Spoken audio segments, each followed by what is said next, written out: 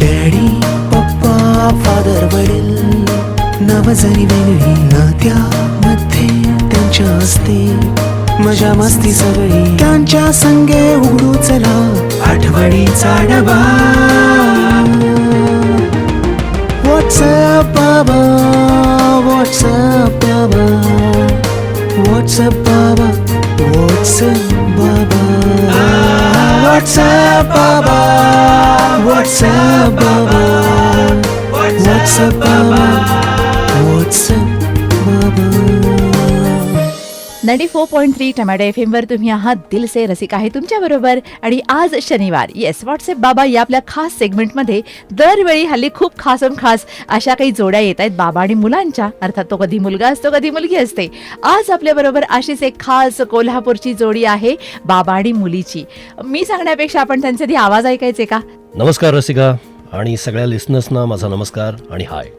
मी स्वप्नील राजशेखर आणि माझ्याबरोबर आहे माझी मुलगी कृष्णा राजशेखर. येस, आपल्या कोल्हापूरचे सुप्रसिद्ध अभिनेते, लेखक, डबिंग आर्टिस्ट आणि त्याचबरोबर निर्माते, दिग्दर्शक म्हणून पण आपण त्यांना ओळखतो. आणि आता कृष्णा राजशेखर सुद्धा आपल्या बाबांच्या पावलावर पाऊल टाकून ऍक्टिंगच्या फील्डमध्ये आलेली आहे. सो तुम्हा दोघांचंही आमच्या स्टुडिओमध्ये खूप मनापासून स्वागत. दिलसे थँक्यू. येस. सो आजचा हा जो सेगमेंट आहे तो आहे व्हॉट्सअप बाबा.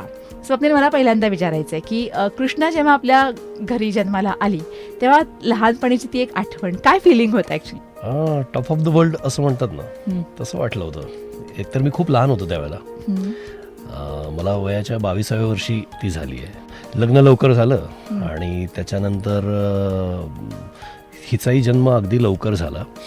ती सगळी प्रोसेस हिच्या जन्माच्या आधीपासूनची, जी म्हणजे बातमी कळल्यापासून ते ती जन्माला येईपर्यंत सगळी प्रोसेस मी एन्जॉय केली आहे. कारण त्यावेळेला दुसरं काही कामच नव्हतं, खूप वेळ होता आणि मी खूप वेळ देऊन काळजीने बापपणा पहिल्या दिवसापासून अनुभवला आहे. आणि जरा उतावीळ आहे ती माझ्यासारखी, तर त्यामुळे लवकर जन्माला आली. म्हणजे प्रीमॅच्युअर आहे खरं तर थोडी. आणि खरं तर थोडंसं माझ्या मिसेसच्या एका मेडिकल प्रॉब्लेममुळे डिलिव्हरीला थोडे टेन्शन्स होते. म्हणजे 5 डॉक्टर्स तिच्या डिलिव्हरीला त्यावेळेला तिथे हजर होते आणि थोडं टेन्शनचा मामला होता. पण त्यातून डिलिव्हरी सुखरूप झाली आणि हे असं एक बाळ हातात जेव्हा मिळालं. पण पहिला जो टॅहा आम्ही ऐकला तो इतका तार सप्तकातला होता की त्या हॉस्पिटलच्या 5व्या मजल्यावरचा एक पेशंट खाली पडला आवाज ऐकून. इतका तो जोरात टॅहा होता. आणि दिवाळी आयुष्याची दिवाळी असं फिलिंग होतं. पण मग हे जे बाप पण अनुभवला आपण म्हणतोय ना, मग त्याच्यानंतरची सुद्धा एक फेज असते की मग जागरणं असतात, झोपवणं असतं. आठवते का काही असं केलंय का? हो, मी सगळं बरोबरीने केलंय. माझ्या बायकोच्या बरोबरीनं मी हे सगळं केलंय. म्हणजे लहान मुलांना कसं हँडल करावं याचं प्रशिक्षण मला अगदी व्यवस्थित त्या दिवसात मिळालं. रात्रीची झोपमोड बरं ही निशाचर आहे. म्हणजे दिवसा झोप काढायची आणि रात्री 10:30-11ला फ्रेश व्हायची आणि रात्रभर खाली ठेवलं की रडणं सुरू. तर त्यामुळे झोप नावाचा प्रकार आमच्या आयुष्यातून गेला होता काही महिने, जवळपास वर्षभर. आणि रात्र झाली की वैऱ्याची रात्र वाटायची, कारण रोज जागायला लागायचं. मग आम्ही विविध उपाय करून बघितले की एक मावशी होत्या, त्या रात्री 12 वाजता आमच्या घरी यायच्या हिला आंघोळ घालायला, की आंघोळ घातली की हे आता झोपेल म्हणून. तर ही आंघोळीनं आणखी फ्रेश व्हायची. त्या मावशी झोपायच्या पण ही जागी आहे. आणि मग आम्ही आपली ड्युटी करतोय, रात्री दुपटी बदलतोय. आणि चिडका हट्टी असा स्वभाव तो ताने असताना पण. तर तो तेव्हापासून जो आम्हाला कळला होता तो अजून तसाच आहे का? कृष्णा, कसं वाटतंय का एवढ्या तानेपणाच्या आपल्या गोष्टी? खूप खूप खूप वेळा मी ऐकत असते आणि मला मज्जा येते ऐकून की मीच काय काय करामती करायचे ते ऐकून मला मज्जा येते. नक्की पण फील होत असेल की आज एवढे बाबा आपले मोठे आहेत पण बाबांनी आपल्याला किती छान सांभाळले त्या वयामध्ये. हो. तुझी लहानपणीची बाबांशी कनेक्टेड आठवण एखादी कुठली पहिल्यांदा शेअर कर? लहानपणीच्या आठवणी खूप आहेत ॲक्च्युली, कारण मी खूप लहान असल्यापासून बाबांबरोबर शूटिंग्सना, नाटकांना, दौऱ्यांना जायचे. मला आता एक स्पेसिफिक अशी आठवत नाहीये, पण ते सगळं जे एक्सप्लोअर करणं होतं की स्टेज काय असतं किंवा शूटिंगचं वातावरण कसं असतं, तर ते मी बाबांच्या बरोबरीनं लहानपणापासून एक्सप्लोअर केलं. तर त्या सगळ्या आठवणी खूप छान होत्या माझ्या. नक्की. पण आपण तुझ्याशी भरपूर दोघांच्याही आठवणींचा जो प्रवास आहे तो पण घेणार आहोत आणि पुढचा तुमचा ॲक्टिंगचा प्रवास याहीबद्दल आपण नक्कीच बोलणार आहोत. पण त्यासाठी तुम्ही सगळेजण ऐकत राहा 94.3 टोमॅटो FM व्हॉट्सअप बाबा. आज आपल्याबरोबर आहेत अभिनेते स्वप्नील राजशेखर आणि त्यांचीच ॲक्ट्रेस कन्या कृष्णा राजशेखर. दिल से एकदम फ्रेश. 94.3 टोमॅटो FM वर तुम्ही आहात दिल से व्हॉट्सअप बाबा या सेगमेंटमध्ये. आज आपल्याबरोबर आहेत आपल्या कोल्हापूरमधले सुप्रसिद्ध ॲक्टर, लेखक, अभिवाचक, dubbing artist, director Swapnil Rajshekhar आणि त्यांच्याच पावलावर पाऊल टाकून आलेली अभिनयाच्या क्षेत्रामधली त्यांची मुलगी कृष्णा स्वप्नील राजशेखर. हे दोघंही आज आपल्याबरोबर आहेत. स्वप्नीलजी, मी असं वाचलंय की तुमच्या बाबांचं हस्ताक्षर खूप छान होतं. हो. हां, आणि म्हणून मग ते भाजींच्याकडे काही हस्ताक्षर वगैरे लेखनाचं काही काम करायचे. हां, आणि मग त्याच्यानंतर मग त्यांचा भाजींच्या बरोबरचा प्रवास सुरू झाला. तुमच्या दोघांच्या मध्ये हस्ताक्षर कोणाचं चांगलं आहे, बाबाचं की तुमचं स्वतःचं? माझं. अच्छा. माझं अक्षर खूप छान आहे, पप्पांसारखंच माझं अक्षर आहे. हा ना. बरं, मग आता पप्पांचा जो विषय निघालेलाच आणि सेगमेंट पण आपला व्हॉट्सअप बाबा आहे. आज मला सगळ्यांनाच माहिती आहे की तुमचं बाबांच्यावर किती प्रेम आहे. आम्ही पण बऱ्याच वेळा सोशल मीडियावरून ते बघत वाचत असतो. पण आज एखादी खास अशी कुठली गोष्ट तुमच्या बाबांशी कनेक्टेड शेअर कराल की त्यामुळं आज स्वप्नील राजशेखरला ही शेअर करावीशी वाटते? पप्पांच्या आठवणी मी वेळोवेळी सोशल मीडियावरती लिहितो किंवा इंटरव्ह्यूजमध्ये अनेक वेळेला मी अनेक आठवणी सांगितलेल्या आहेत. आज कृष्णा माझ्याबरोबर आहे, तर मी असं सांगेन की मला पप्पांनी जसं वाढवलं त्याच्यापेक्षा अत्यंत वेगळ्या पद्धतीने माझ्या मुलांना पप्पांनी वाढवलं. म्हणजे अतिशय लाड केले. हिला ते घेऊन जायचे मार्केटमध्ये, त्यांना आपली नात मिरवायला आवडायची. गुंडस गुबगुबीत छान नात होती, तर तिला कडेवर घेऊन ते माधवा रोडला फिरायचे आणि त्यांना ते हवं असायचं अटेन्शन की अरे तेव्हा राजशेखर आणि ही बहुतेक नात दिसते, तर ते आणि आवर्जून सांगायचे माझी नात असं सांगायचे. आणि ही ज्याकडे बोट दाखवेल ती वस्तू, ती आवश्यक असो नसो, ती कितीही निरुपयोगी असो, ती घरात घेऊन यायचे. आणि म्हणजे हे दोघे जण फिरायला गेले की आम्ही घरातली जागा साफ करायला लागायचो की आता खूप सारा कचरा घरात येणार आहे. तर खूप लाडानी आणि खूप प्रेमाने पप्पांनी तिला वाढवलं. आणि नातवांच्या बाबतीत मुलापेक्षा जास्त प्रोटेक्टिव्ह होते. अच्छा. आणि मी त्यांना ते बदलताना बघितलं की म्हणजे आजोबा झाल्यानंतर माणसाचं काय होतं, कसं मऊ मेण होतं, तर ते मी पप्पांच्याकडे बघितलं जेव्हा ही त्यांच्या हातात होती किंवा नंतर माझा मुलगा त्यांनी सांभाळला. तर दुर्दैवाने पप्पा माझे लवकर गेले, यांच्या लहानपणी गेले 2005 साली. पण ते असते तर या मुलांना त्यांनी पक्क बिघडवून टाकलं असतं आणि माझं काही चालू दिलं नसतं. अच्छा. पण मग तुमची शिस्त आहे असं वाटतंय? हा, मी जरा स्ट्रिक्ट आहे काही बाबतीत. म्हणजे मी लाड खूप करतो, पण ज्या अनावश्यक असतात, ज्या घातक आहेत त्या मी करू देत नाही. ज्याच्या बाबतीत पप्पांचे काही म्हणणं नव्हतं. म्हणजे पप्पा असते तर त्यांनी त्या लहान वयात 2ऱ्या-3ऱ्या वर्षी मुलांच्या हातात मोबाईल, सोशल मीडिया वगैरे सगळं दिलं असतं. अच्छा. जे मी अजिबात केलं नाही. म्हणजे मी माझ्या मुलांच्या हातात 10वी पर्यंत मोबाईल दिला नाही, ना माझा ना दुसऱ्या कुणाचा. मोबाईल ही खेळण्याची वस्तू नाही, लहान मुलांच्या हातात ते देऊ नये, याच्या बाबतीत माझं स्ट्रिक्ट मत होतं, ते मी पाळलं. कृष्णाने त्याचा पहिला मोबाईल 12वी नंतर घेतला, तोही एक साधा कॉलिंगचा फोन, कीपॅडवाला साधा फोन. म्हणजे ज्या वेळेला तिच्या मैत्रिणींच्याकडे चांगले हायटेक फोन होते त्यावेळेला ती एक कीपॅडवाला फोन वापरायची. आणि मला वाटतं ग्रॅज्युएशनला लास्ट इयरला असताना तिने पहिला मल्टीमीडिया हँडसेट, ज्याला स्मार्टफोन म्हणतो, तो घेतला. त्या बाबतीत मी जरा स्ट्रिक्ट आहे. ओके. पण असायलाच पाहिजे ना. तुला काय वाटतं ग? अगदीच बरोबर आहे ना. शाळा या दिवसांमध्ये बाबांचं तुझ्याकडे कसं लक्ष होतं? कारण बाबा आता ऍक्टर विक्टर म्हणून तर खूप मोठे आहेत आता. हो, बाबा मी लहान असल्यापासून बाबा बाहेर असायचे शूटिंगसाठी, त्यामुळे बाबांचं लक्ष एवढं होतं की बाबा मला येऊन विचारायचे कितवीत आहेस ग. ओके. पण शाळेचा अभ्यास वगळता जो माझा बाकीचा अभ्यास सिनेमा विषयक असेल, नाटकांबद्दल असेल, तर तो बाबांनी खूप चांगला करून घेतला. म्हणजे शाळांच्या जेव्हा सुट्ट्या असायच्या मे महिन्यामध्ये, तेव्हा आम्ही नित्यनेमाने रंकाळ्याला वॉकला जायचो. आणि तेव्हा असं असायचं की बाबा वॉकच्या सुरुवातीपासून वॉक करून येईपर्यंत एखाद्या सिनेमाची गोष्ट किंवा तो सिनेमा बनवण्याच्या मागची गोष्ट आम्हाला सांगायचे.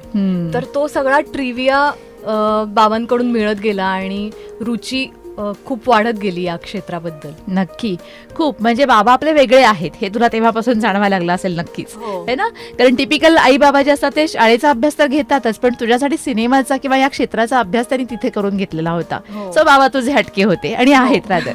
बघूया या हटके बाबा आणि मुलीची आपली जी काही जोडी आपल्या बरोबर आहे, तर त्यांचा आणखीन प्रवास आपण नक्कीच जाणून घेणार आहोत. पण त्यासाठी ऐकत रहा 94.3 टोमॅटो FM दिलसे. व्हॉट्सअप बाबामध्ये आज आपल्या बरोबर आहेत आपल्या कोल्हापूरचे लाडके अभिनेते स्वप्नील राजशेखर आणि कृष्णा राजशेखर, एकदम फ्रेश.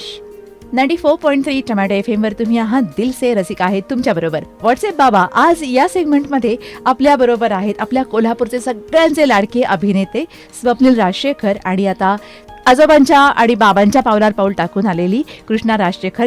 जेव्हा तुला लहानपणापासून जाणवलं असेल की आपले बाबा थोडेसे वेगळे आहेत, म्हणजे वेगळ्या क्षेत्रामध्ये काम करतात, तर आपल्या बाबांचं वेगळ्या क्षेत्रामध्ये असणं हे तुला वेगळ्या वेगळ्या पद्धतीनं कसं जाणवत गेलं? आठवते काही लहानपणीचं? हो. लहानपणी जेव्हा आजोबा किंवा बाबा सोडायला यायचे तेव्हा सगळं अटेन्शन असं तिकडे वळायचं. तर ते बघून म्हणजे मला खूप छान वाटायचं की बाबांचे सिनेमे, पप्पांचे सिनेमे बघितलेले त्यांनी असायचे आणि ते एक वेगळं अटेन्शन मिळायचं. त्यांना बाबांशी पप्पांशी बोलायचं असायचं. सो मी त्या असं फ्रेंड सर्कलमध्ये पण त्यांना खूप पॉप्युलर असलेलं बघितलंय, त्यामुळे मला मज्जा यायची. आजोबांच्या बद्दलची काही आठवण तू सांगशील? पप्पांबरोबर, मी आजोबांना पप्पा म्हणते, तर आणि मग ह्यांना काय म्हणतेस? बाबा. ओके. बर. हा, पप्पांबरोबर ऍक्च्युली असं शिकायचं वय नव्हतं तेव्हा, मी काहीतरी 8 वर्षापर्यंत होते, पण मज्जा भरपूर केली आहे पप्पांबरोबर. जसं बाबांनी मघाशी सांगितलं की रोज अंबाबाईच्या देवळातून किंवा त्या तिथल्या मार्केटमधून फेरी मारून यायची आणि तिथून जे हवं ते सगळं घेऊन यायचं. रोज बांगड्या आणायच्या, रोज गजरे आणायचे, रोज सगळं आणायचं. तर असे लाड खूप करून घेतले. आणि त्याच्यानंतर जेव्हा मी मोठी झाल्यानंतर पप्पांचे सिनेमे बघितले, तर तेव्हा मग मी शिकायला लागले की पप्पांची अभिनयाची शैली कशी आहे. किंवा काय सांगशील तू पप्पांच्या ऍक्टिंग शैलीमधून तुला काय जास्त अपील झाले? काय असं वाटतं की हे खूप भारी होतं? मला वाटतं की एक्सप्रेशन आणि कन्व्हिक्शन, म्हणजे ते जे करतायत ते कन्व्हिन्सिंग वाटायचं. तर ते कन्व्हिक्शन आणि ते. ओके. सो मगाशी तू काहीतरी लहानपणीच्या आणि आठवणी शेअर करणार होतीस तुझ्या बाबांबद्दलच्या. हा, बाबांबरोबर म्हणजे मला आठवतंय की आम्ही लहानपणी बाबा मला तयार करून फ्रॉक्स छान घालून फोटोशूट्स करायला बाहेर घेऊन जायचे. बर. तेव्हा ते असे फिल्मवाले रोलवाले कॅमेराज असायचे आणि त्याच्यातले असे खूप सारे फोटोज माझे आहेत आणि ते आत्ता बघताना मला खूप मजा येते. आणि आत्ताही जेव्हा मी फोटोशूट्स करते तेव्हा मला असं वाटतं की तेव्हा मला कदाचित रिअलाइज झालं असावं की आपल्याला फोटोशूट्स आवडतात 2.5-3 वर्षाची असताना. ओके. पण आम्ही रंकाळ्यावरती तिला घेऊन जायचो. बर. आणि तिला का कोणाष्टक असं वाटलं होतं की फोटो काढायचा तो म्हणजे असा खाली लॉनवरती पडून झोपून मानेखाली हात घेऊन झोपली आहे, तर ती त्या लॉनवरती अशी लोळायची, हां फोटो काढा. मग या कुशीवर वळायची, हां आता फोटो काढा. मग झोपून हात पाय वर करायचे आणि हां आता फोटो काढा. असे अशा पोझेस मधले खूप फोटो आहेत आमच्याकडे. मला वाटतं फिल्मचा परिणाम असेल तो थोडाफार हो. काहीतरी. आणि जनरली सगळी मुलं अटेन्शन सिकिंग असतातच, ही जरा जास्त होती. तर ती ऍक्टर बनण्याची पहिली प्रेरणा आहे की मला अटेन्शन हवंय, माझ्याकडे बघा, माझं ऐका, माझे फोटो काढा, मला कॅप्चर करा, माझे मोमेंट्स तुम्ही बघा. तर ते जे ऍक्टरचं टिपिकल अटेन्शन असतं ना, ते त्याच्यात लहानपणापासून आम्ही बघितलंय. हो ना. स्वप्नील, पण मला हे विचारायचं आहे की असं जेव्हा हे तर पहिलं आता तू सांगितलंस, पण असं कधी जाणवलं होतं की ही आपली मुलगी पुढे जाऊन ऍक्टिंग मध्येच येईल, अशा आणखीन काही खाणाखुणा दिसल्या होत्या लहानपणी? एक्सप्रेसिव्ह लहानपणापासून ती आहे खूप. दुसरी गोष्ट म्हणजे एक तिने अगदी 2-2.5 वर्षाची असताना लगान सिनेमा आला होता, तर त्या लगान मधला एक तिने डान्स स्वतः बसवून ठेवला होता आणि तो डान्स तिला परफॉर्म करायची अनिवार्य उर्मी होती आणि तो अतिशय बंडल डान्स होता. पण मला हे लक्षात आलं होतं की डान्स त्यावेळेला तिला तो काही जमत नाहीये किंवा त्याचे काही प्रकरण मजेशीर आहे, पण तो प्रेझेंट करायची जी उर्मी आहे ना, तर तो परफॉर्मन्सची उर्मी आहे ना, ती तिच्यात खूप होती. मग एका बाजूला असा केसातून तो लोंबता गजरा ठेवून, एक रंगीबेरंगी फ्रॉक घालून, ते ओ मितवा वरती ती जे काय डान्स करायची, मला तेव्हाच कळलं होतं हे बहुतेक पाणी आमच्याच वळचणीला येतंय. ग्रेट. सो ऐकता आहात तुम्ही असं मस्तपैकी, आणि मी जे बघतीये ना या दोघांच्याकडे, असं फ्रेंडली रिलेशन वाटते मला. आपण त्याच्याबद्दलही बोलणार आहोत की एकमेकांच्या मधले फ्रेंडली रिलेशन त्यांचं कसं आहे, फ्री आणि फ्रेंडली रिलेशन आपण कसं आहे ते पण बोलणार आहोत. ऐकत राहा त्यासाठी 94.3 टोमॅटो FM. मी रसिका आणि आपल्याबरोबर आहेत आपल्या कोल्हापूरचे सुप्रसिद्ध अभिनेते स्वप्नील राजशेखर आणि आता ॲक्ट्रेस कृष्णा राजशेखर, एकदम फ्रेश. 94.3 टोमॅटो FM वर तुम्ही आहात दिल से रसिका आहे तुमच्याबरोबर. व्हॉट्सअप बाबा या सेगमेंटमध्ये आज आपल्याबरोबर आहेत आपल्या कोल्हापूरचे सुप्रसिद्ध अभिनेते, लेखक, अभिवाचक, dubbing artist, director Swapnil Rajshekhar आणि कृष्णा स्वप्नील राजशेखर. ही सुद्धा आता अभिनयाच्या क्षेत्रामध्ये उत्तम कामगिरी करते. सो आता विचारायचं आहे की दोघांचंही ॲक्टिंग फील्ड आहे, गिव्ह अँड टेक तर ऑब्व्हियसली होत असेल. सो एकमेकांच्याकडून कुठल्या गोष्टी घेता देता काय काय? कृष्णा तू सांग, बाबांच्याकडून तू काय काय? मला कुठलाही नवीन रोल जेव्हा मी करायचा असतो नाटकात किंवा सिरियलमध्ये, तेव्हा मी त्याच्या आधी बाबांशी नक्की डिस्कस करते त्याच्याबद्दल. आणि त्याच्यातल्या बऱ्याच गोष्टी बाबा मला सांगतात की ह्याच्यात काय डायनामिक करता येईल किंवा काय वेगळं करता येईल. म्हणजे अभिनयापासून ते एकूण त्या क्षेत्रात असण्याबद्दल किंवा सेटवर वावरण्याबद्दल ह्या सगळ्या गोष्टी बाबा मला सांगतात. अच्छा, सुरुवात आपण करू. हिमालयाची सावली तू होतीस, त्याच्यानंतर अजून तुझा जुळता की मध्ये पण कॅमिओ रोल होता, बरोबर, आणि आता ताराराणीमध्ये पण होतीस. बरोबर. या सगळ्यामध्ये बाबांचा तुला कुठे कुठे कसा हे तिन्ही रोल्स वेगवेगळ्या जॉनरचे होते. हो, ताराराणीमध्ये ऐतिहासिक रोल होता आणि हिमालयाच्या सावलीमध्ये पण एक पिरियॉडिक होता, पण तो वेगळा काळ होता. आणि जुळता मध्ये एक कॉलोकियल आत्ताचं कॅरेक्टर होतं. तर ह्या सगळ्यामध्ये त्या कॅरेक्टरचा कॅरेक्टरिस्टिक्स समजून घेताना की त्याचे कसे स्वभाव वैशिष्ट्य आहेत किंवा मग त्यानुसार त्याची देहबोली कशी असेल, ह्या सगळ्या गोष्टींवर मी विचार करताना बाबांशी डिस्कस करायचे की हे मॅनरिझम केलं तर कसं दिसेल, किंवा अशा छोट्या छोट्या गोष्टी असतात की एखादी गोष्ट केल्याने खूप फरक पडू शकतो कॅरेक्टरमध्ये. तर ते बाबांकडून मी शिकले. आणि आताही अजून बाबा तुला इथे पण सांगतात, गाईडलाईन्स देत आहेत. म्हणजे अगदी बोलण्यापासून मला वाटते सगळ्याच अनुभवाचा फायदा होतो. इरिटेट नाही ना होत कधी की काय बाबा सारख्या किती इन्स्ट्रक्शन, असं नाही ना होत कधी? कधीच नाही, कारण मला खूप जे बाबा सांगतात त्याचा खूप फायदा होतो आणि ते माझं ग्रास्पिंग चांगलं आहे. त्यामुळे एकदा बाबांनी सांगितलं की ते मी लगेच इम्प्लिमेंट करते. त्यामुळे मला इरिटेट होण्या एवढं त्यांना सांगावे लागत नाही आणि तुला तर ते पटकन कळूनच जातं. स्वप्नील तू काय सांगणार? आता ही तर नवीन जनरेशन आहे, ऍक्टिंग फील्ड मध्ये ती आलेली आहे. गिव्ह अँड टेक मी जसं आता म्हणलं तसं तिच्याकडून काय घेता येतं? खूप साऱ्या गोष्टी. म्हणजे एक तर काय आहे की आपल्याला क्रिटिसाइज करणारं कोणीतरी लागतं. माझे पप्पा तसे नव्हते. माझे पप्पा खूप म्हणजे मी जे काही करेन ते त्यांना आवडायचं. पण मग मला घरातल्या घरात क्रिटिक मिळाला तो ह्याच्या रूपाने की मी एखादी केलेली गोष्ट, एखादं स्क्रीनवरती केलेलं जेस्चर जे बरं झालेलं नाही आहे किंवा काही लाऊड झालं आहे, काही थोडंसं कमी पडले, तर ती मला सांगत असते त्या बाबतीत. आणि जेन्युइन फीडबॅक असतो. तर उगाच बाबा म्हणून पॅम्पर करणं असं नसतं. तर त्यामुळे मला मी केलेल्या कामाचा जेन्युइन फीडबॅक मिळतो. ते मलाही रिअलाईज झालेलं असतं, कारण मी स्वतःलाही खूप क्रिटिसाइज करतो.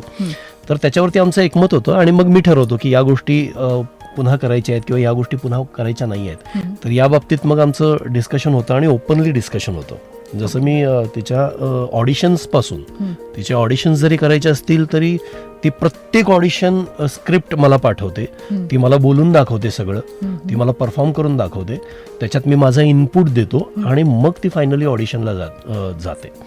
किंवा अगदी म्हणजे जिकडे वॉक इन ऑडिशन्स असतात तर तिथून सुद्धा ती पहिल्यांदा मला वेळ काढून खूप फोन करते, मला सतत फोन करत असते. माझा फोन सतत शूटिंगमध्ये वाजतो, तो ह्याच्यामुळे वाजतो. तर इतके फोन मला करते ती प्रत्येक गोष्टीला. बाबा मी आता ऑडिशनला पोचले, आता मी वर चालले, आता मी त्या लॉबीमध्ये बसले, आता 5 मिनिटात मी आज जाणार आहे, मला आता बाहेर स्क्रिप्ट दिले, मग त्या स्क्रिप्टचा स्क्रीनशॉट पाठवलाय, तो बघ, मग तो आता मी वाचून दाखवते, ते बरोबर आहे का बघ, मग ह्याच्यात काय वाटलं ते सांग. असं आमचं सतत चालू असतं. त्यामुळे एकमेकांना या पद्धतीनं मदत करणं येस. ऍक्टर दोघेही असल्यामुळे ते होतंच, ते बेनिफिशियल असतं. आणि यासाठी मी तुला सांगू का रसिका, महत्त्वाचा असतो तो संवाद. म्हणजे माझं आणि माझ्या वडिलांचं नातं अत्यंत मैत्रीचं होतं, पण वेळ खूप कमी दिला जातो. माझे वडील तर माझ्या लहानपणी, माझे आई वडील दोघेही काम करणारे असल्यामुळे खूप बिझी होत असायचे. ते दोघे एकत्र भेटणं ही दिवाळी असायची. आई नाटकात काम करायची, पप्पा सिनेमे आणि हे करायचे, नाटकं सिरियल्स वगैरे करायचे. तर मी माझ्या लहानपणी मला जाणवलेली अशी गोष्ट होती की मुलांना वेळ दिला गेला पाहिजे, आणि तो मी सजगपणे द्यायचा प्रयत्न केला. परिस्थिती ही जेव्हा जन्माला आली तेव्हा अशी होती की मी काही सिनेमा वगैरे माझं फार सुरू झालेलं नव्हतं. नुकतं माझं काम चालू झालं होतं. मी 22-23 वर्षाचा होतो. तर मी माझं स्ट्रगलसुद्धा हातात मुलगी घेऊन केलं आहे. आणि मी त्यावेळेला मला अर्निंग करण्याची खूप गरज होती, कारण आता लग्न झालंय, मुलगी झाली आहे, माझी बायको नोकरी करते, पण मलाही काहीतरी कमवून आणायला पाहिजे. तर मी खूप शोज करायचो. मी म्युझिकल शोजचं अँकरिंग करायचो. मी महिन्याला 26-27 शोज करायचो. त्यावेळेला वेगवेगळ्या पद्धतीच्या ऑर्केस्ट्रांचे फ्रीलान्सिंग शोज करायचो, डबिंग्स करायचो, इकडच्या आपल्या लोकल ॲड करायचो. तर मी त्यातून मी हे बघितलं की मी मुलांना भरपूर वेळ देईन. रात्री आल्यानंतर, शो करून आल्यानंतर मुलांना घेऊन बसेन. जितका वेळ देता येईल तितकं. मी सारखं तिला डबिंग्सना घेऊन जायचो, शूटिंग्सना घेऊन जायचो. तर संवाद खूप महत्त्वाचा असतो, आणि मी अतिशय सजगपणे हे पाळले की मुलांच्या बरोबर संवाद राहील, मुलाबरोबर पण आणि हिच्याबरोबर पण, आणि त्या संवादाला कुठल्याही विषयाचं बंधन असणार नाही. हे मी सजगपणे केलेली गोष्ट आहे. कारण माझी जी जनरेशन आहे की आपण राम भरोसे वाढलो. बऱ्याच गोष्टीत आपल्याला आई वडील काही गोष्टी सांगत नव्हते. एक भिंत असायची की आई वडिलांनी मुलांच्या बरोबर काय बोलायचं काय बोलायचं नाही. वयाच्या 12-13व्या वर्षानंतर जेव्हा मुलं मोठी होतात तेव्हा त्यावेळेला मनात जे काही चाललेलं असतं, शरीरामध्ये जे काही घडत असतं, तर याच्या बाबतीत आपल्याला बोटाला धरून शिकवणारं कोणी नसतं. ती आपली आपली वाट शोधायची अशी एक प्रथा आपल्याकडे आहे, आणि मग ते आपण राम भरोसे वाढतो. तर ती वॉल क्रॅक कधी होत नाही. तर मी सजगपणे हे पाहिलं की माझ्यात आणि माझ्या दोन्ही मुलांच्यात ती वॉल असणार नाही, आणि मी सगळ्या विषयांवरती, आपल्याकडे वर्ज्य असलेले सुद्धा सगळे विषय मी त्यांच्याशी बोललोय. I really feel blessed. या छान वाटतं. ऍक्च्युली असे आई बाबा मिळणं ही खूप मोठी, मुलांसाठी खूप मोठी गरज असते ऍक्च्युली, आणि लकी फील होतं अशा वेळेला. सो येस, भरपूर साऱ्या गप्पा गोष्टी करायच्या आहेत आपल्याला अजून, पण या गाण्यांच्या नंतर रॅपिड फायर पण आपल्याला घ्यायचं आहे. बऱ्याच गोष्टी आहेत. सो त्यासाठी हे एन्जॉय करत राहा 94.3 टोमॅटो FM. मी रसिका, आणि आपल्याबरोबर आहेत आपल्या कोल्हापूरचे सुप्रसिद्ध ॲक्टर स्वप्नील राजशेखर आणि ॲक्ट्रेस कृष्णा राजशेखर. एकदम फ्रेश. 94.3 टोमॅटो FM वर तुम्ही आहात. दिल से रसिका आहे तुमच्याबरोबर. व्हॉट्सअप बाबा या सेगमेंटमध्ये आज आपल्याबरोबर आहेत आपल्या कोल्हापूरचे सुप्रसिद्ध अभिनेते स्वप्नील राजशेखर आणि ॲक्ट्रेस कृष्णा राजशेखर. मला विचारायचं आहे जरा वेगळ्या ट्रॅकवर जाऊन, डबिंग आर्टिस्ट असं मी मगापासून तुम्हाला म्हणते. वेगळा विषय जरी असला तरी मला तोही इथे थोडासा त्यांच्या आठवणी ताज्या करायच्या आहेत, किंवा तुम्ही त्यांच्याकडून जे काही शिकला असाल की जे आपल्याला या निमित्तानं कृष्णा किंवा कृष्णासारखे आणखीन जे कोणी ऐकणारे आहेत त्यांना सांगता येईल. सो डबिंग आर्टिस्ट म्हणून आपण काम करताना त्यांच्या जिथे जिथे आवाजाचं माध्यम आहे ना, तर तिथे आवाजाच्या वापराबद्दल अभिनेत्याने सजग असायला हवं, आणि ते खूप महत्त्वाची गोष्ट आहे. म्हणजे मी जसं माझ्या रायटअप्समध्ये लिहिलेलं आहे की मी निळू फुलेंना डबिंग करताना बघितलं, मी अमिताभ बच्चनच्या डबिंगबद्दल ऐकलं, आणि मी स्वतः जेव्हा पहिला माझा रोल केला रसिका, तर तो एका कानडी माणसाचा रोल केला होता, कॉमेडी रोल होता. आणि आपण त्या ॲक्टिंगच्या भारामध्ये बऱ्याच गोष्टी बोलतो, आपण ॲडलिप्स घेतो, आपण मधले ऐंग वगैरे मध्ये कोंबतो, आणि त्यावेळेला लक्ष्मीकांत बेर्डेंचा खूप प्रभाव होता. म्हणजे तो ओसरलेला नव्हता. तर हे सगळं करून ते कॅरेक्टर जेव्हा मी केलं आणि माझ्या लक्षात आलं की आता ह्याचं डबिंग करायचं आहे, तर तेव्हा ते डबिंग करताना मला अत्यंत घाम फुटला. आणि ते नैसर्गिक ज्या गोष्टी येतात त्या तुम्हाला स्टुडिओमध्ये बसून आणता येत नाहीत. तर मग मी त्याचा अभ्यास केला की हे काय करायचं, आणि मग याचं भान मी शूटिंगपासून ठेवायला लागलो. आणि मी जे 1992 सालापासून मी गणपतीचे सीन लिहायचो आणि त्याच्यामध्ये ॲक्टर म्हणून आवाज द्यायचो, तर आवाजाचा वापर कसा करावा हे मला त्याचं एक जाता जाता रियाज झाला. कॅरेक्टरप्रमाणे आवाज कसा बदलावा या सगळ्या गोष्टी मला त्या माझ्या प्रॅक्टिसमध्ये आल्या आणि त्याचा पुढे आता करिअरमध्ये खूप वापर होतो. म्हणजे मी अगदी आवर्जून सांगेन की आता मी गणोजी शिर्केंचा रोल केला होता, नेताजी पालकरांचा रोल केला होता. तर आता मी नॉर्मली तुझ्याशी या आवाजामध्ये बोलतोय. आता मी आता दुसरा एक कैलास भोळे म्हणून रोल केला होता माझ्या प्रेम पॉयझन पंगा सिरियलमध्ये. तर तिथे मी खूप असा बोलायचो की अगं चल ना गं बबडू, आवर ना पटकन, अगं तुझा बॉयफ्रेंड आलाय ना, जा ना भेटायला, हे करायचो. तर हे कॅरेक्टर एक वेगळं कॅरेक्टर आहे. आणि गणोजी शिर्के करताना जे हाय ते हाय, जे नाही ते नाही, हे असं बोलल्याशिवाय त्या पर्सनॅलिटीचा आणि त्या कॅरेक्टरचा जो दरार आहे, त्याचं जे अहमन्य असणं आहे, त्याचं जे आपल्या विचारांवरती भले ते चुकीचे असोत ठाम असणं आहे, ते मांडलं जात नाही. तर आवाजाचा या पद्धतीनं वापर केला गेला पाहिजे कॅरेक्टर नुरूप, ह्याचं भान मला होतं. आणि ते मी या जनरेशनलाही देत असतो. म्हणजे फक्त कृष्णालाच नाही किंवा माझ्या मुलालाच नाही, मी जेव्हा जेव्हा तरुण मुलं माझ्याबरोबर असतात, माझ्याच वयाची तरुण मुलं, तर मी त्यांना त्यांच्याशी ते शेअर करत असतो की अरे आपण तरुण आहोत, आपण 26-27 वर्षाचे आहोत, 25 वर्षाचे आहोत, तर आपण हे सगळं अनुभवायला पाहिजे, आपण हे सगळं एक्सप्लोअर करायला पाहिजे. नक्की, खूप छान. पण ही जी अभ्यासवृत्ती आहे बाबांची तुझ्या, त्याचा तुलाही नक्कीच फायदा होत असेल. तू पण अभ्यास करतेस माझा तुझ्या रोल्सचा म्हण, किंवा आता बाबा आवाजाबद्दल काही सांगतायत? हो, मी करते अभ्यास. मी आधी सवय लावून घेतली होती की कॅरेक्टर समोर आल्यानंतर आपल्याला काय त्याच्यात स्वभाव वैशिष्ट्य दिसत आहेत, तर ती नोट डाऊन करायची. म्हणजे थोडं थिअरॉटिकल, म्हणजे तो प्रॅक्टिकली किती इम्प्लिमेंट होईल ते आपल्याला काम करतानाच कळतं. पण थोडा त्याचा बेस म्हणून मग मी त्याचे काय कॅरेक्टरिस्टिक्स असतील किंवा त्याचे थोडे मॅनरिझम्स काय असतील किंवा बोलण्याची शैली कशी असेल, तर हे थोडं मी पॉइंट आउट करायचे आणि त्याचा एक बेस बनवायचे. आणि जसं आता जानकीबाई कॅरेक्टर मी तारा राणीमध्ये केलं, तर ते एक रिअल लाईफ कॅरेक्टर मी प्ले करत होते, तर त्यांच्याबद्दल थोडं जाणून घेता येईल का, काही वाचता येईल का, तर असा अभ्यास करून मग मी त्या कॅरेक्टरकडे. डबिंग आर्टिस्ट म्हणून बाबांनी आता भरपूर साऱ्या ज्या टिप्स सांगितल्या ना, तर त्याचा वापर करून तू पण काही डबिंग आर्टिस्ट म्हणून काम करतेस सध्या? हो, मी सध्या डबिंगमध्ये पण काम करतेय. जसं एकांकिका आता आपण ऐकतो की एकांकिकांचं अभिवाचन असतं जे आपण ऑडिओ माध्यमातून ऐकतो, तर फक्त आपण जेव्हा दिसत नसतो तेव्हा आपल्या फक्त आवाजातून कसा तो सगळा भाव पोचवता येईल, तर त्याच्यावर काम करणं हे मी सगळं बघून बघून शिकले आणि आता ते मी करायलाही लागले. आणि डबिंग म्हणजे मी आता वेगळ्या भाषेतल्या फिल्म्स, म्हणजे साऊथमधल्या फिल्म्स आपल्याकडे मराठीत डब होतात, तर त्याच्यासाठी पण मी व्हॉइसिंग करते आणि ते करताना मला खूप मज्जा येते. मग डबिंग आर्टिस्ट म्हणून तुला जे काही आता तू नवीन नवीन प्रयोग करत असशील व्हॉइस मॉड्युलेशनचे, त्याच्यातलं काहीतरी आम्हाला थोडीशी झलक? मला असं वाटतं की माझं ऑब्झर्वेशन चांगलं आहे, म्हणजे मी छान पटकन ऑब्झर्व करू शकते आणि मी ते इमिटेट किंवा थोडं जवळ जाणारी नक्कल करू शकते असं मला वाटतं.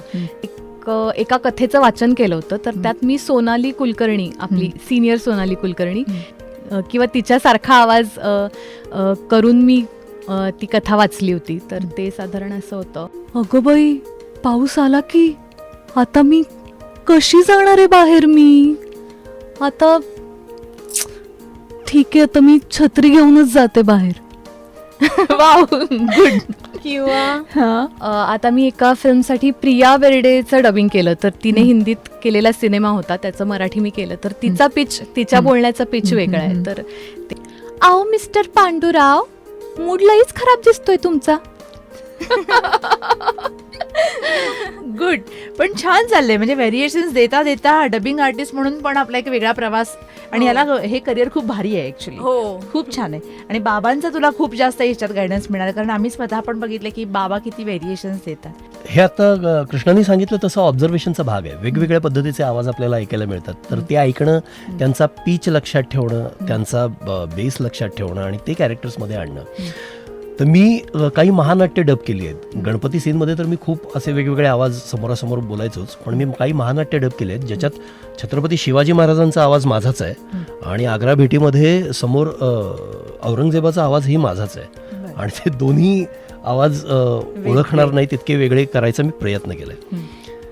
म्हणजे जसं औरंगजेब करताना मी मधुकर तोरडमल आहेत किंवा प्रभाकर पणशीकर आहेत, तर त्यांची नक्कल करायचा प्रयत्न केला की आषाढ जब तक ये शिवा, ये दखनी चूहा हमें परेशान करता रहेगा, तब तक हमें अपनी सल्तनत की सरहदें बढ़ाने का कोई इख्तियार नहीं होगा. हा आवाज मी औरंगजेबासाठी लावला आणि मग शिवाजी महाराजांसाठी कोल्हापूरच्या गणपती सीनमध्ये बऱ्याच वेळेला माझा आवाज तो ऐकला असेल की अरे जा, स्वराज्याचे पाईका होता मी, माझ्या महाराष्ट्राच्या मातीतला एक कण सुद्धा तुला देणार नाही औरंग्या. हा त्याच्यासाठी वापरतो. किंवा मी आता लहानपणी ऐकायचो, माझे काही मित्र होते जे पिचमध्ये बोलायचे खूप काही कारण नसताना. तर तो एक माझा मित्र होता, तो ए सपन्या, अरे काय आलं दिसलं नाहीस कुठं, आता हिरो झालीस रे, मोठं झालीस, शान झालीस, हा आमची ओळख नाही वय. आता हे मी कुठल्या तरी कॅरेक्टरला कधीतरी वापरतो. खरंय. तर ही सगळी गंमत आहे. Observations. ऑब्व्हियसली मुलांना मी येस, हे सगळं सांगायचा प्रयत्न करतो. नक्की. खूप छान. म्हणजे तुमच्याशी गप्पा मारताना ना खरोखर किती बोलावं असा प्रश्न आहे, कारण आपल्याकडे वेगवेगळ्या जॉनरमधून आपण गप्पा मारतो आहोत, पण आपल्याला अल्टिमेटली हे लक्षात येते की जो एकमेकांच्या बरोबरचा प्रवास आहे, गिव्ह अँड टेकचा, तो किती अफलातून आहे. सो अजून मला एक फ्रेंडली रिलेशन तुमचं जे आहे ना त्याच्याबद्दल पण घ्यायचं आहे थोडंसं. आपण बोलूया या गाण्यांच्या नंतर. ऐकत राहा त्यासाठी 94.3 टोमॅटो FM. स्वप्नील आणि कृष्णा राजशेखर दोघंही ऍक्टिंग फील्डमधले आपल्या कोल्हापूरचे फेमस आणि लाडके असे दोघंही आपल्याबरोबर आहेत. ऐकत राहा त्यासाठी दिल से एकदम फ्रेश. रसिका आहे तुमच्याबरोबर 94.3 टोमॅटो FM वर दिल से. व्हॉट्सअप बाबा या आपल्या खास सेगमेंटमध्ये आज खास बाबा आहेत आपल्या कोल्हापूरचे लाडके अभिनेते स्वप्नील राजशेखर आणि त्यांची खास लाडकी कन्या आहे अभिनेत्री कृष्णा राजशेखर. सो मगापासून मी म्हणते की तुमच्या दोघांचे फ्रेंडली रिलेशन आहे आणि बाबांनी पण मगाशी सांगितलं की सगळ्या गोष्टी ओपनली तुम्ही डिस्कस करता घरामध्ये. Okay, so as a friend Swapnil मला सांग की कृष्णाने एखादी काही सिक्रेट्स पण मग शेअर केली असतील. एकच नाही, त्याचं सगळंच लाईफ, तिचं सगळं डे टू डे जगणं हे मला रोज माहिती असतं. कारण तिची सवय आहे दिवसात एक म्हणजे किती मी शूटिंगमध्ये असलो किंवा काही असलो, आम्ही भेटलो किंवा भेटलो नाही तर फोनवर ती जे काही दिवसाचा दिनक्रम आहे ती प्रत्येक वेळेला तो करताना ती मला सांगायचा प्रयत्न करतेच, पण संध्याकाळी परत त्या सगळ्या दिवसाचा एक आढावा देते.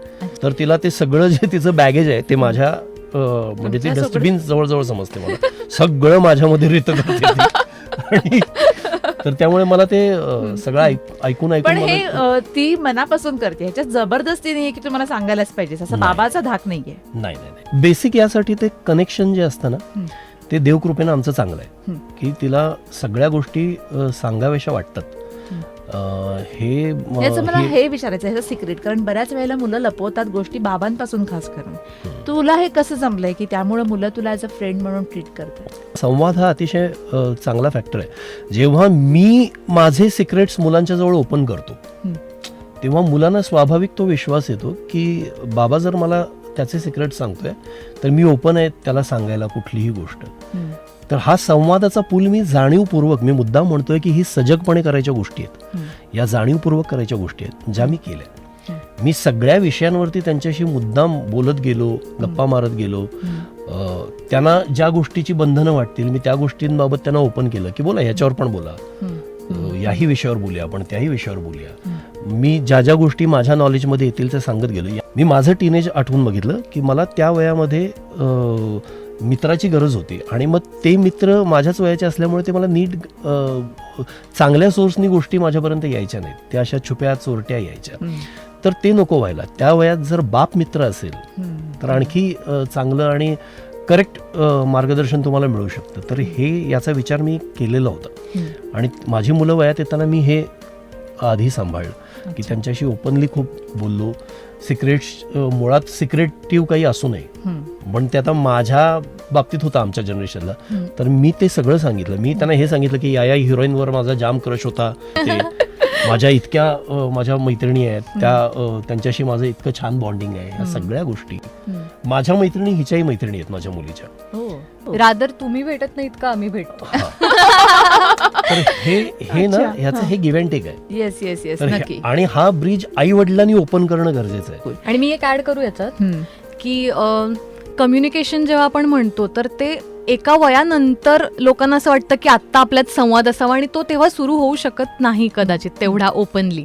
तर तो जसा बाबांनी लहानपणापासून ठेवला ना तर त्या तो एक फ्लो बनतो आणि मग त्याच्यात आपण ते सगळं शेअर करतो, तर तो लहानपणापासून असणं गरजेचं आहे असं मला वाटतं. येस. मग ॲज अ फ्रेंड म्हणून बाबांच्या बरोबर तू नक्कीच शेअर केल्यास गोष्टी. यामध्ये बाबा तुझे छान आहे. मित्र होण्यासाठी बाबांनी तर त्यांच्याकडून सांगितलं. तुला काय वाटतं की बाबा तुझा चांगला मित्र कशामुळे होऊ शकला तुझ्या मते? माझ्या मते याच्यात जास्त हात बाबाचाच आहे. कारण मुलं, मला वाटतं की मुलं तयार असतात ओपन व्हायला. त्यांना तसं कम्फर्टेबल वातावरण मिळावं लागतं की जिथे ते ओपन अप होऊ शकतील Okay. आणि आपल्या सगळ्या गोष्टी शेअर करू शकतील. आणि बाबा म्हणाले तसं की एक विश्वास वाटेल त्यांना की आपण हे शुअरली किंवा सेफली बोलू शकतो. आणि आणखी एक गोष्ट म्हणजे की आपण परफेक्ट नसतो, आपण चुका करत असतो, पण चुकल्यानंतर ती चूक लपवण्यापेक्षा बाबांनी लहानपणापासून असं केलं की चूक ॲक्सेप्ट करायची सवय लावली, ती रिअलाइज करा आणि मग त्याच्यातून इम्प्रूव्ह करा.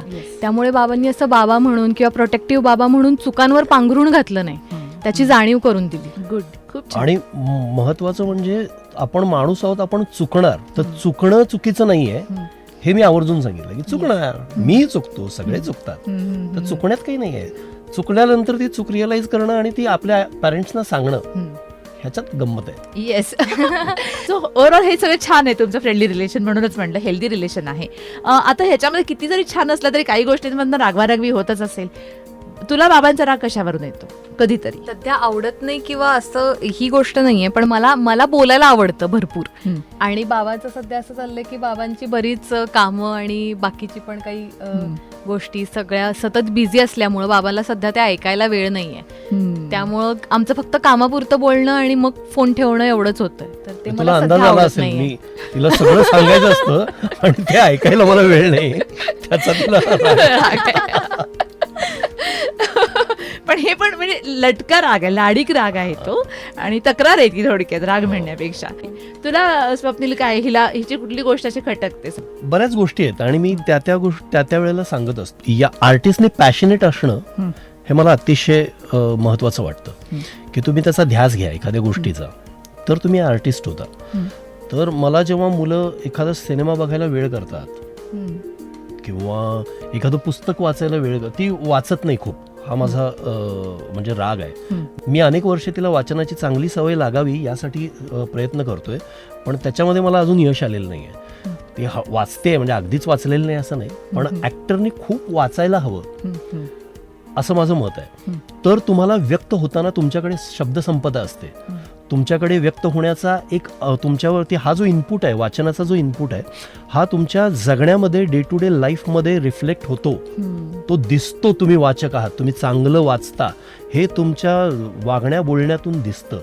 ॲक्टरला अनन्यसाधारण महत्त्वाचं आहे. तर मी याची सवय लावायचा प्रयत्न करतोय, पण ती अजून त्या प्रमाणात वाचत नाही आहे, ही माझी खंत आहे, हा माझा राग पण आहे.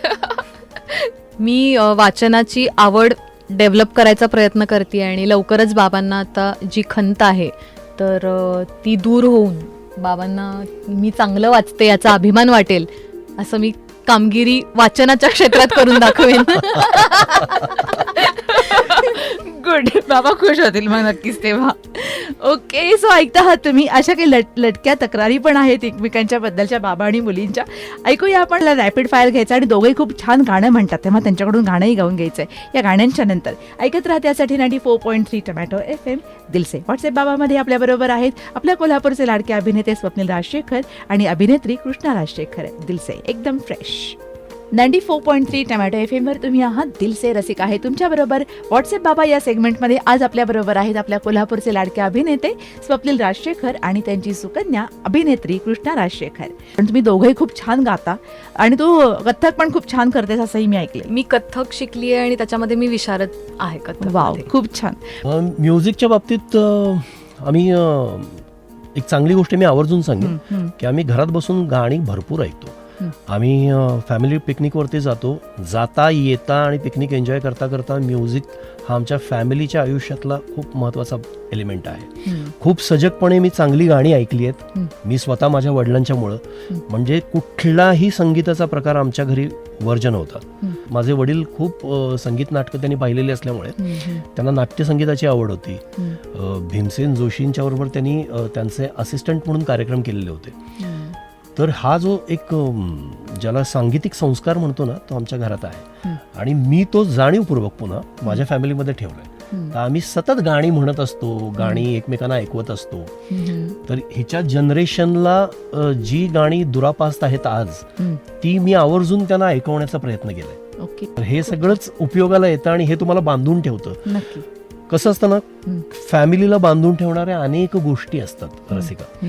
तर ते जे धागे आहेत ना, तो प्रत्येक धागा सुट्टा सुट्टा सजगपणे फॅमिली हेड्सनी, पॅरेंट्सनी बांधला पाहिजे असं माझं मत आहे. तर आमच्यात तसं आहे, म्हणजे सिनेमे बघणं, गाणी ऐकणं, गाणी म्हणणं हे आमच्यात एक महत्वाचा एलिमेंट आहे. ग्रेट. सो गाणं म्हणायचंय आपल्याला दोघांनी मिळून. कुठलं म्हणताय?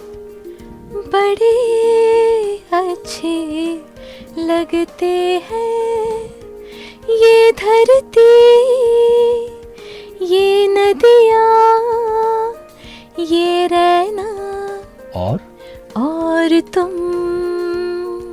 हम तुम कितने पास है, कितने दूर है चांद सितारे. सच पूछो तो मन को झूठे लगते हैं ये सारे. मगर सच्चे लगते हैं ये धरती, ये नदियाँ, ये रहना और तुम. बड़े अच्छे लगते हैं ये धरती, ये नदियाँ, ये रहना और तुम. क्या बात आहे. मस्त मस्त, खूप छान, सुंदर सुंदर. थँक्यू. छान वाटलं. म्हणजे बाबा आणि मुलींनी एकत्र गाणं म्हणलेलं आमच्याकडे या सेगमेंट मध्ये पहिलंच गाणं आहे. सो खूप छान वाटलं. मग रॅपिड फायर कडे जाऊया आपण डिरेक्टली आता. कृष्णा, तू सांग, what is baba for you? Everything. What is Krishna for you? Everything, my life. Okay, Krishna तुझंच घेऊया. पण what is his beauty? His way of thinking, I think fatherhood. Okay, great. बाबांनी दिलेली खूप मेमोरेबल अशी गिफ्ट? म्युझिकची, जसं आपण आता बोललो की म्युझिक इतकं चांगलं ऐकवणं ही माझ्या आयुष्यातली खूप मोठी गिफ्ट आहे आणि ती बाबांनी मला लहानपणापासून दिली. चांगलं संगीत ऐकवलं. तर ठीक आहे.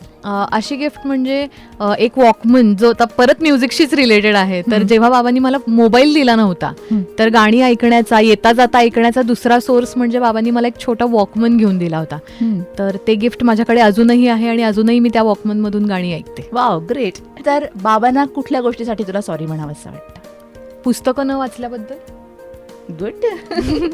एकत्र बघितलेली आठवणीतली मूवी कुठली? आता मला आठवते शॉशंक रिडम्पशन. मोबाईलवर जास्त वेळ कोण असतं, बाबा की तू? दिस इज डाऊटफुल, पण बाबा. चक्क. ओके. आणि सोशल मीडियावर ऍक्टिव्ह कोण आहे दोघांच्यापैकी? बाबा. माझ्यापेक्षा ऍक्टिव्ह बाबा आहे. ग्रेट. आणि बाबांची फेवरेट हिरोईन? स्मिता पाटील, शबाना, जया भादुरी. बऱ्याच आहेत. ओके. आणि बाबांचे फेवरेट टीचर कोण? प्रायव्हेट हायस्कूलमधले BK जोशी सर बाबांचे फेवरेट. ओके. आणि बाबांची फेवरेट रेसिपी तुझ्या हातची? करतेस कधी काही? मी काय, माझा कुकिंगशी अजिबातच संबंध नाही आहे. ऍक्च्युली बाबांनी केलेल्या खूप रेसिपीज मला आवडतात. बाबा साबुदाण्याची खिचडी उत्तम करतात. मला फक्त बाबांनी केलेली खिचडी आवडते. बरं. He is a very good cook. What is Krishna for you? Everything, my life, lifeline. आणि तुम्ही once a father always a father. Yeah, तर तसं आहे. मुलांशिवाय आयुष्य नाही आपल्याला. खरंय खरंय खरंय. What is her beauty? तिचं सौंदर्य काय? अत्यंत पारदर्शी आणि नितळ पर्सनॅलिटी आहे. ओके. कृष्णा म्हणजे कधी कधी मला काळजी वाटावी इतकी पारदर्शक आहे ती, की आपल्याला असं वाटतं ना की या जगात वावरताना इतकं पारदर्शी, इतकं ट्रान्सपरंट असून नाही चालत. तुम्हाला इतकं रिॲक्टिव्ह असून नाही चालत. पण तुमच्यामध्ये तुम्ही थोडेसे मॅनिप्युलेटिव्ह असायला पाहिजे. काय गोष्टी तुमच्यापर्यंत ठेवायच्या, काय गोष्टी थोड्याशा सप्रेस करायच्या, काय गोष्टी दाखवायच्या, याचं तुम्हाला जगात, व्यावहारिक जगात एक भान लागतं. तर ती तशी नाहीये. पूर्णपणे निष्कपट अशी व्यक्ती आहे. अच्छा, पण ते That's a तिचं beauty. सौंदर्य आहे. Yes, yes, of exactly. course. तिनं दिलेली गिफ्ट. तिने रिसेंटली मला एक मग दिलंय ज्याच्यातून मी चहा वगैरे घेतो. तर आणि माझं सगळं शॉपिंग तुला सांगू का रसिका तीच करते. हो का? म्हणजे माझे कपडे घेण्यापासून मला सनग्लासेस शूज सगळ्या माझ्या ऍक्सेसरीज तीच त्यामुळे जे सिलेक्ट काही करते, तुम्ही तीच आता घेते. हिरो म्हणून दिसता आहात हा, आता, हा. त्याचं क्रेडिट तिला देऊया आपण. मी आता या बंद स्टुडिओमध्ये हा जो सनग्लास घातलेला आहे, हा जो गॉगल घातलाय, हा सुद्धा मला तिनेच घेऊन दिलेला आहे. त्याचं सिलेक्शन तिनेच केलेलं आहे. सॉरी कशासाठी म्हणावं असं वाटतं तिला? मी अनेक वेळेला रिॲक्ट जास्त होतो. बऱ्याच गोष्टी माझ्या स्वभावात अनेक दोष आहेत. मी एखादी गोष्ट खूप लावून धरतो आणि ती जोपर्यंत करेक्ट होत नाही तोपर्यंत त्याच्याबद्दल हट्ट आग्रह करत असतो. राहतो. तर हे असे काही दोष आहेत. तर अशामुळे यामुळे डेफिनेटली काही वेळेला असे प्रसंग येतात की मी जरा ॲग्रेसिव्ह होत असेल तर त्या सगळ्याच गोष्टीबाबत. आणि मी वेळोवेळी म्हणतो, म्हणजे मी माझे सॉरीज दाबून ठेवलेले नाही आहेत. माझ्याकडे सॉरीचं बॅगेज नाही आहे की ह्याच्याबद्दल सॉरी म्हणायचं आहे असं बॅगेज नाही. त्या-त्यावेळी. ते त्या वेळेला म्हणजे काही राग आला, आमच्यात भांडणं खूप होतात आणि ते काय हेल्दी रिलेशनशिपचं लक्षण आहे. येस. तर त्यामुळे मी त्या वेळेला लगेच सॉरी पण म्हणून टाकतो. टोटॅलिटीमध्ये जर मी तिला कधी डिसअपॉइंट केलं असेल लाईफमध्ये तर मी त्यासाठी सॉरी म्हणेन. ओके. चला आता आणि तिचे आवडते टीचर? तिच्या आवडत्या टीचर चाटे स्कूलमध्ये एक गिरी मॅडम होत्या. त्या तिच्या आवडत्या. त्या पर्सनॅलिटी खूप छान आहे त्यांची, पण त्या तिला खूप पॅम्पर करायच्या. हो का? आणि त्यामुळे तिच्या त्या जाम आवडतात. आणि तिची डान्सची जी टीचर आहे ईशा, तर त्या तिच्या खूप फेवरेट आहे. वाव, यातून पण कळतं की खरोखरच सगळं शेअरिंग आहे तुझ्या बरोबर तिचं. ग्रेट. सॉन्ग डेडिकेट करायचंय. तेरा मुझसे है पहले का नाता, कोई यूं ही नहीं दिल लुभाता, कोई तेरा मुझसे है पहले का नाता, कोई यूं ही नहीं दिल लुभाता, कोई जाने तू या जाने ना, माने तू या माने ना. वाव, मस्त. खूप सुंदर गाणं आहे. एकच गाणं असं नाही का, खूप हो, गाणी मी वाटणार. तिच्यासाठी म्हणू Yes, शकतो. yes, पण yes. हे मला असं Yes. वाटतं की आता जरा बरं वाटेल. नक्की नक्की. कसं वाटलं ग? खूप छान वाटलं ऐकून. तू कुठला? हो हो अधूरे तुम अधूरे हम बिन तुम्हारे. क्या बात आहे. बाबांची वेळ अधुरे आहोत आपण. हो. Very nice. So rapid fire round झालेला आहे आणि आता यानंतर आपण अजून एक दोन प्रश्न घेणार आहोत या गाण्यांच्या नंतर. ऐकत राहा त्यासाठी 94.3 टोमॅटो FM. आपल्याबरोबर आहेत व्हॉट्सअप बाबा या सेगमेंटमध्ये आपल्या सगळ्यांचे लाडके अभिनेते स्वप्नील राजशेखर आणि सुकन्या त्यांची अर्थातच अभिनेत्री कृष्णा राजशेखर. दिलसे एकदम फ्रेश. रसिक आहे तुमच्या बरोबर 94.3 टोमॅटो FM वर दिलसे. व्हॉट्सअप बाबा या सेगमेंटमध्ये आज आपल्या बरोबर आहेत स्वप्नील राजशेखर आणि कृष्णा राजशेखर. नाम ही काफी आहे ना. कृष्णा, तुला मी विचारेन, बाबांच्या ऍक्टिंग बद्दल खूप खूप छान बोललं जातं. एकूण त्यांच्या पर्सनॅलिटी बद्दल, ह्युमन बिईंग म्हणून पण ते खूप छान आहेत. त्यांचं फ्रेंड सर्कल खूप मोठं आहे. जसं कसं असतं, माणूस जसा प्रसिद्ध व्हायला लागतो ना तसं तसं कधी कधी त्यांना ट्रोलिंगला पण फेस करावं लागतं. पण इन केस कधी कोणी बाबांना असं ट्रोल केलं किंवा काहीतरी बाबांच्याबद्दल निगेटिव्ह बोललं तर मग तुझी रिॲक्शन काय असतेस आणि तू बाबांना ते कसं? आतापर्यंत माझ्या वाचण्यात किंवा बघण्यात असं आलेलं नाहीये, पण जर असं आलं तर मी स्वतःही इग्नोर करेन आणि मी बाबांनाही सांगेन की इग्नोर. ग्रेट.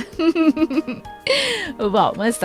तू काय सांगणार कधीतरी कृष्णाच्या बद्दल? अजून तर तिची आत्ता सुरू झाली आहे, पण इन केस पुढे कधी अशा गोष्टी झाल्या तर तिला आत्ताच आपण गायडन्स द्यायचा. कोण ट्रोल करतंय, कुठल्या मुद्द्यावरून ट्रोल करतंय हे मी आधी बघेन. आणि त्यात काही व्हॅलिड पॉइंट असेल, एखादा घेण्यासारखा मुद्दा असेल तर तो करेक्ट कर असं सांगेन.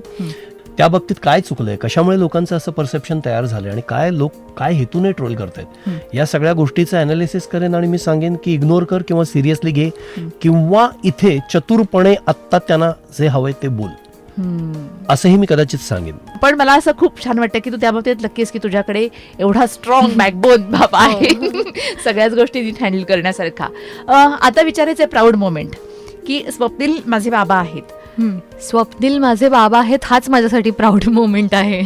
पण असं मी म्हणेन. तरी पण ॲज अ होल येस, पण समथिंग काहीतरी असे मोमेंट्स असतात. ऍक्च्युली असं बऱ्याचदा होत असतं, पण मी स्पेसिफिकली सांगेन की जेव्हा बाबांच्या आवडत्या पर्सनॅलिटीजना मी बाबांच्या बरोबर भेटते तेव्हा, म्हणजे जसं एक उदाहरण की प्यारेलालजी संगीतकार, लक्ष्मीकांत प्यारेलाल मधले प्यारेलालजी, तर त्यांच्या घरी आम्ही भेटायला गेलो होतो त्यांना, आणि बाबांचं म्युझिक मधलं आवड आणि नॉलेज हे मी त्यांच्याशी जसं एक्सचेंज होताना बघितलं, तर तो अरे मी यांची गाणी ऐकते, मी यांची फॅन आहे आणि बाबा त्यांच्याशी इतकं छान कम्युनिकेट करतायत, तर हे मला छान वाटतं. आणि असं बऱ्याच खूप पर्सनॅलिटीजच्या बाबतीत बाबांनी सावट शॉर्ट फिल्म डिरेक्ट केली होती आणि त्यासाठी त्या शॉर्ट फिल्मला बाबांना आणि वेगवेगळ्या कॅटेगरीजमध्ये बरीच बक्षिसं अवॉर्ड्स मिळाले. तर एक बक्षीस सांगलीच्या फेस्टिवलचं होतं आणि तिथे बक्षीस वितरणासाठी सचिन पिळगावकर आले होते, तर ते घ्यायला मी आणि बाबा आम्ही दोघेही स्टेजवर गेलो होतो आणि तो पण माझ्यासाठी एक प्राऊड मोमेंट होता आणि फॅन मोमेंट होता. या ग्रेट. आणि सचिनजी त्यावेळेला म्हणाले होते की मी तुझ्या बाबांबद्दल बरोबर काम केलंय, मी तुझ्या बरोबर काम केलंय आणि आता मी तुझ्या मुलीबरोबर सुद्धा काम करेन, असं ते म्हणाले. वा मस्त. स्वप्नील तू काय सांगणार? ही आपली कन्या आहे, लेक आहे, प्राऊड मोमेंट काय सांगशील? रसिका मी असं सांगू का, जेव्हा जेव्हा मला तिच्यातला प्युअर पर्सन दिसतो, निष्कपटपणा दिसतो, तिच्यातले तिच्यावरती रुजलेले चांगले संस्कार रिफ्लेक्ट होताना दिसतात सोसायटीमध्ये वावरताना, तर मला प्रत्येक वेळेला प्राऊड फील होतं. मोमेंट एखादा असं म्हणशील, तिला पहिल्यांदा मी तिचं नाटक हिमालयाची सावली बघितलं तेव्हा मला खूप छान वाटलं होतं, प्राऊड फील झालं होतं. जसं आत्ताच्या जनरेशनमध्ये सुद्धा जे एक रेअर शेअरिंग आहे ना, तर ते बघताना मला ही प्रत्येक गोष्ट माझ्याशी शेअर करते, तर त्या प्रत्येक वेळेला मला प्राऊड फील होतं की अरे माझी मुलगी माझ्याशी सगळं शेअर करते आणि कुठल्याच गोष्टीचा आड पडदा नाहीये.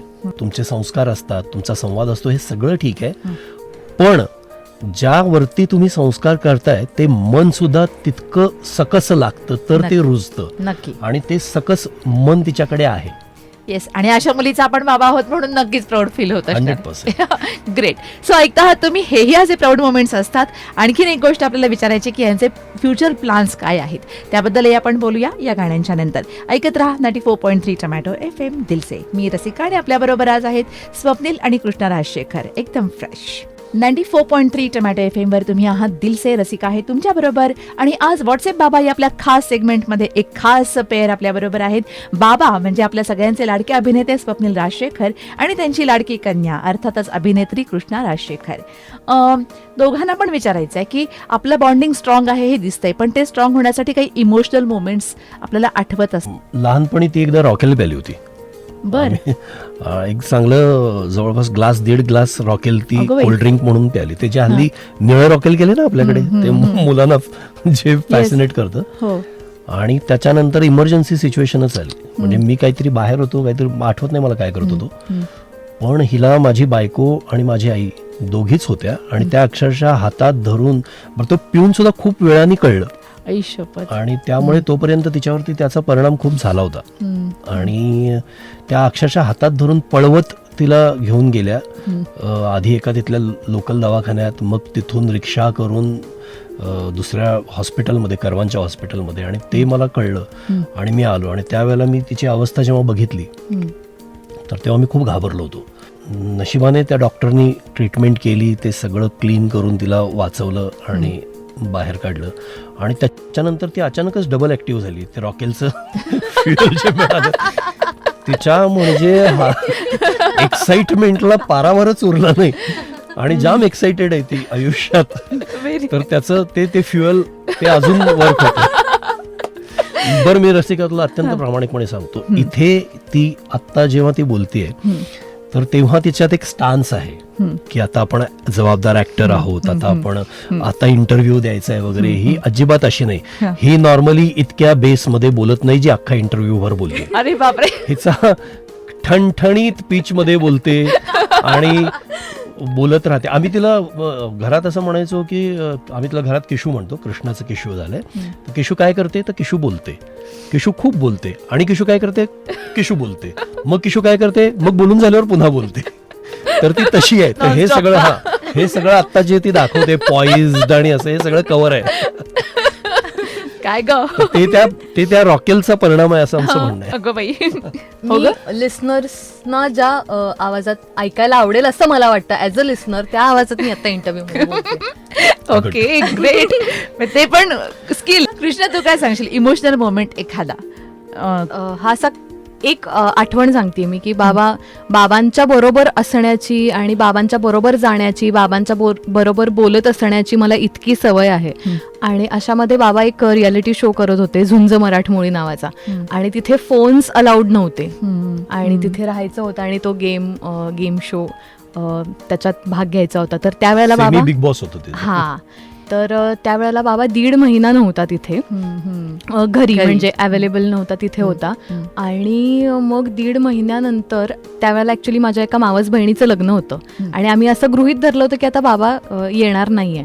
आणि तेव्हा बाबांनी एक सरप्राईज व्हिजिट केली होती त्या शो नंतर आणि बाबा तिथे आले होते. तर तो एक असा मस्त सरप्राईज मोमेंट होता की 1.5 महिन्यानंतर बाबा भेटलेत. वा. आणि त्या नसण्याच्या कालावधीमध्ये तुला तेव्हा इमोशनल जास्त फील झालं असेल. चला, खूप छान. आतापर्यंत खूप छान गप्पा गोष्टी झालेल्या आहेत. एक मेसेज द्यायचा आहे आपल्याला इथून पुढच्या लाईफसाठी. बाबा आधी तू सांग. आधी बाबा सांगू देत. चला बाबा तुम्ही काय सांगा? मी तिला सांगेन की मी आत्तापर्यंत इंटरव्ह्यूमध्ये जे वारंवार तिच्याबद्दल सांगितलं की खूप पारदर्शक, नितळ, निष्कपट असं मन आहे. मी ही एक दैवी देणगी मानतो. तर अख्खं आयुष्य असं जगायचा प्रयत्न कर, अशीच राहा. आयुष्य त्याचे चढ उतार दाखवतं, टक्के टोणपे खायला लागतात, स्ट्रगल करायला लागतो. बाहेर वातावरण असं आहे की ते तुम्हाला करप्ट करायला बघतं, पण करप्ट होऊ नकोस, असंच निष्कपट राहा. हे मी आयुष्यात सतत सांगेन तिला. वा, क्या बात आहे. करिअर वाईज सांगेन की पॅशनेट राहा, कष्ट करत राहा. काय होतं ना, ॲक्टर सजगपणे रियाज करत नाहीत, असं माझं एक निरीक्षण आहे. ॲक्टर झाला, त्याला पहिलं काम आलं की असं वाटतं की आता झालं की आता मला काम आलं.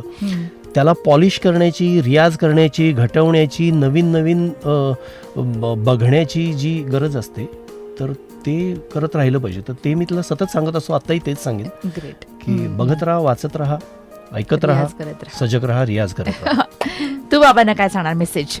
बाबांना पण मी असंच सांगेन की आहेस असाच राहा, माझा फ्रेंड आहेस असाच राहा, माझा बाबा आणि माझं एव्हरीथिंग जे मी म्हणाले तर असाच राहा. आणि करिअरच्या बाबतीत मी सांगेन की बाबांचे मला ॲक्टिंगचे प्रोजेक्ट्स आवडतातच, पण बाबांनी लिहिलेलं मला खूप आवडतं आणि बाबांनी डिरेक्ट पण जेव्हा सावट केली होती तेव्हा मला खूप आवडलं होतं. तर ते येणाऱ्या काळात लवकरच आणखी लिखाण आणि डिरेक्शन कर असं मी सांगेन. वाव. ते तर नक्कीच, आम्ही पण त्याची वाट बघतोच आहे. ओके, हा एकमेकांना मेसेज झाला. आता तुमच्या दोघांच्या बॉन्डिंगमुळं आपला जो सेगमेंट आहे व्हॉट्सअप बाबा, तर ऐकणारे जे बाबा आहेत, मुलं आहेत, त्यांना काय सांगायचं? मी पालकांना आवर्जून सांगेन की आई वडील होणं हा एक फुल टाईम जॉब असतो, हे प्रत्येकजण अनुभवतो, पण तो सजगपणे करण्याचा भाग आहे असं मला वाटतं. मुलांचे तुम्ही हिरो व्हायला हवात, त्यासाठी तुमची पर्सनॅलिटी खूप म्हणजे तुमची पर्सनॅलिटी खूप आदर्श जपता आली तर ते पाहायला हवं. मुलांना फक्त प्रत्येक वेळेला हल्ली असंच होतं की प्रत्येक गोष्ट मुलांची ऐकायची आणि प्रत्येक हट्ट पुरवायचा. तर तुम्ही त्याही बाबतीत सजग असायला हवं की काय मुलांसाठी योग्य आहे. हल्ली आपल्याकडे प्रथा आल्या आहेत की मुलांना भरवायचं ते मोबाईल देऊन, मुलांना झोपवायचं ते मोबाईल देऊन, मुलांना रमवायचं ते मोबाईल देऊन. मोबाईल आईवडील नाही होऊ शकत, तुम्हाला आईवडील व्हावं लागेल. मोबाईल देऊन तुम्ही वेळ वाचवताय, जो वेळ वाचवून तुमच्या आयुष्याच्या शेवटी लक्षात येईल की मी वेळ वाचवून एवढं काहीच नाही केलं. त्यापेक्षा मुलांना प्रत्यक्ष वेळ द्या, प्रत्यक्ष त्यांच्याशी बोला. रसिका, मी आवर्जून एक गोष्ट सांगेन की स्पर्शाची भाषा, स्पर्शाची देणगी मानवाला जी आहे ती अनमोल आहे. एखादी छोटी सुद्धा भावना तुमची स्पर्शातून कळते. अनफॉर्च्युनेटली आपल्याकडे एका वयानंतर मुलांशी स्पर्शाची भाषा बंद होते. आई वडील मुलांना जवळ घेत नाहीत, हे खूप चुकीचं होतं असं मला वाटतं. तर ती स्पर्शाची भाषा तुमची मुलं कुठल्याही वयाची असोत, तुमच्यामध्ये ती स्पर्शाची भाषा हवी. मुलांच्याकडूनही आई वडील तुमचे कुठल्याही वयाचे असोत, तुमचं वातावरण काहीही असो, तुम्ही तुमचे स्पर्श जपा. माझी आई 80 वर्षाची आहे. माझी आई, मी आत्ताही, मी बाहेरून आलो की मला जवळ घेते, माझी पप्पी घेते, माझ्या पाठीवरून हात फिरवते, मला मिठी मारते. तर हा स्पर्श अनमोल आहे नक्की, आणि ते राहायला पाहिजे, जे मी सजगपणे माझ्या मुलांच्या बाबतीत करतो. माझी ही एवढी मोठी मुलं, माझा मुलगा 21 वर्षाचा आहे, आता ही 25 वर्षाची होती, तर ही मुलं माझ्या अंगाखांद्यावर असतात, माझ्या मांडीवर बसतात, माझ्या मिठीत असतात. तर ते जर तुम्ही जपाल तर आयुष्यात दिवाळी बदल्या बऱ्याच भिंती त्यामुळे गळून पडतात, गळून पडतात. येस. तुला काय सांगायचंय? मी सगळ्या मुलांना सांगेन की आपल्या आईवडिलांशी जितकं तुम्हाला पॉसिबल आहे तितकं सगळं शेअर करा. शेअरिंगमुळं जे एक बॉन्डिंग तयार होतं तर ते खूप सगळी अशी जगात भारी गोष्ट आहे की ते बॉन्डिंग खूप छान असतं आणि ते कम्युनिकेशनमुळे होऊ शकतं. तर त्यामुळे आत्ता हल्ली आपण बघतो की मुलं त्यांच्या फोनमध्ये फ्रेंड सर्कलमध्ये असतात, आई वडील त्यांच्या कामात असतात. तर ते त्यातून बाबा म्हणाले तसं की सजगपणे आपण मुद्दाम बोललं पाहिजे आणि कम्युनिकेशन आणि बॉन्डिंग छान केलं पाहिजे. येस, खूप छान. ओव्हरऑलच तुमच्या दोघांशी बोलल्यानंतर तुमच्या दोघांचा बॉन्डिंग आधी खूप छान आहे हे लक्षात आलेलं आहे. आणि बाकी तुमच्या करिअरला आमच्या सगळ्यांच्या शुभेच्छा आहेत. वेगवेगळे तुझे प्रोजेक्ट्स आता नवीन येतील, वेगवेगळ्या काइंड ऑफ म्हणतो ना आपण प्रकारचे, तर तसे येतील आणि त्या सगळ्याला शुभेच्छा आहेत. स्वप्नील तुला सुद्धा.